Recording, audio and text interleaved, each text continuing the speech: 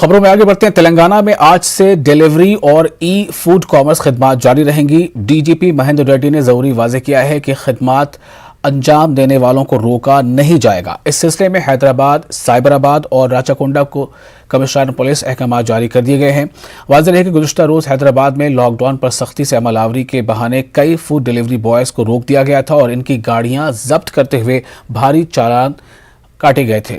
M I am صدر اویسی نے بھی اس معاملے پر حکومت کو توجہ دلائی تھی۔ اس معاملے کو وزیر کے ٹی آر کی نوٹس میں لایا گیا تھا اور انہوں نے ٹویٹ کرتے ہوئے کہا کہ ضروری خدمات میں رکاوٹ حائل نہ کی جائے۔ انہوں نے کہا کہ ڈی جی پی سے بات کر کے اس مسئلے کی یکسوئی کی جائے گی۔